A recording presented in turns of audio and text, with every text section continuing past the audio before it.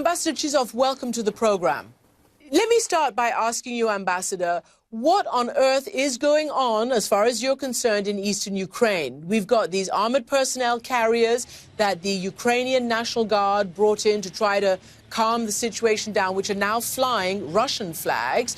We have pictures of Ukrainian National Guard being surrounded by Russian-speaking militants and pushed around by them. What is happening in this very dangerous region of eastern Ukraine?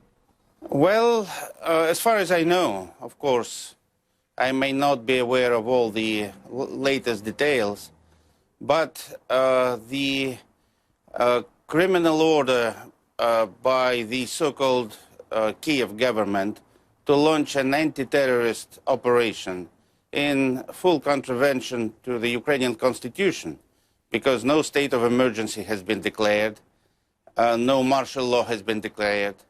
So this so-called anti-terrorist operation in the eastern part of the country was bungled in a way, because some of the units of the Ukrainian army that were involved, they preferred to switch side and join the people.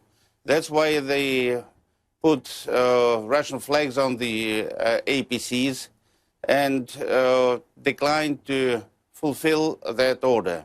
Let me pursue what you've just said. You've obviously used a lot of words that many would disagree with, criminal, government, etc. But it is interesting that you say that they may have changed sides, those people in eastern Ukraine. Obviously, Russia is being blamed for stoking a lot of the fires down there in eastern Ukraine. I know you all deny it, but why are you not trying to de-escalate the tensions there? Why are we seeing pro-Russian separatists taking over buildings? Again, that would be in violation of law. Why are they doing that, and why aren't you stopping it? Well, they are doing that out of desperation, I suppose, because those who have taken power in Kiev, they have not been listening to the demands, to the requests of people in the eastern part of the country. And those people, they did not see the government in Ukraine as somebody representing their views, their interests. So they didn't have any other choice. And if you mention my country, of course it's not in Russia's interest to see a situation evolving as it is. We are keenly interested in de-escalating the situation. That is why Foreign Minister Lavrov will be tomorrow participating in a quadripartite meeting in Geneva in the hope that it will provide an impetus towards a political solution of the current Ukrainian crisis. It can only be resolved by peaceful means, not through use of force. Let me follow up on what you say about the talks. These talks that are due to get underway, what would be, to Russia, an acceptable political solution? Well, an acceptable political solution was already outlined, not by Russia actually, by Ukrainians themselves in the presence of 3 EU foreign ministers back in February. That is a roadmap outlined in the 21st February agreement that would envisage a constitutional reform followed by elections. It's my deep conviction that the current constitutional structure of Ukraine, that of a unitary country, which never reflected the diversities between the various regions of Ukraine, it simply hasn't worked. So a new system should be elaborated. And we certainly hope that tomorrow's meeting will be a kickstart for an intra-Ukrainian genuine political dialogue. Now, let me take you up on some of the accusations you were making in your last answer. The Ukrainian interim authorities have indeed reached out to those Russian-speaking people in the East. They have talked about a referendum. They have talked about more autonomy. They have said that Russia will be an official language. And many, many people, including Ukrainians all over the country, are saying that they do not feel under threat. I would like to play for you a piece of an interview that I did with the UN Human Rights Assistant Secretary General yesterday regarding these so-called allegations of Russian-speaking members of Eastern Ukraine feeling under threat. Listen and then respond. There were cases of harassment, but they were neither widespread nor systemic. We have also identified that those cases were overblown by propaganda, and that such a propaganda was used to spread a feeling of fear and insecurity. Ambassador, Russia is very respectful of the United Nations. This is an official UN report. Why is it that you don't believe what he's saying? Well, I believe to the extent that he admits that there were cases of fear, intimidation, and so on. How widespread, it's anybody's guess. But certainly, I wouldn't claim that authorities in Kiev have done nothing.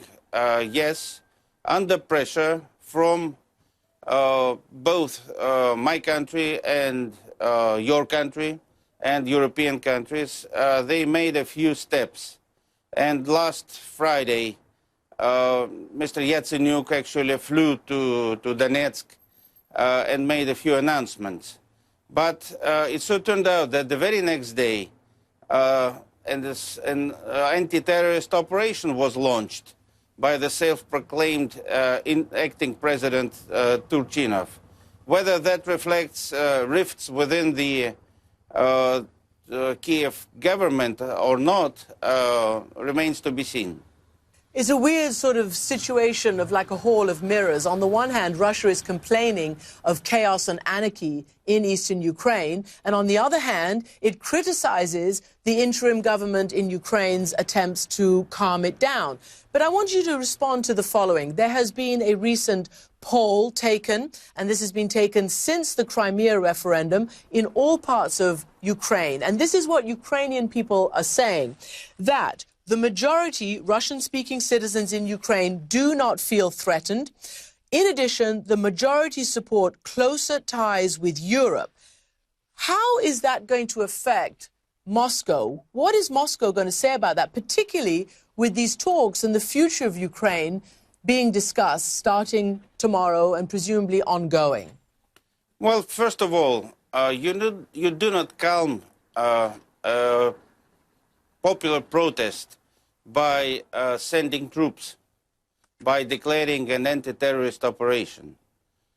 Secondly, of course, Russia doesn't mind Ukraine having good relations with the European Union.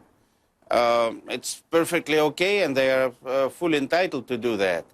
But the immediate problem is for Ukraine to find a way out of this political crisis. And I believe it's a common duty of Russia, Europe, United States to help Ukrainians find that way out of the crisis. Of course, everybody does hope that there will be a political solution to this. So let me ask you, as a representative of the Russian government in Europe, where you have access to so much more independent media than your own people have right now, or indeed people in Crimea, who are being fed a steady diet of Russian propaganda. I hate to say it, but that's a fact. Do you think that Russia has any intention of annexing or moving in or invading or somehow taking control of any more territory in Ukraine, particularly right now in eastern Ukraine?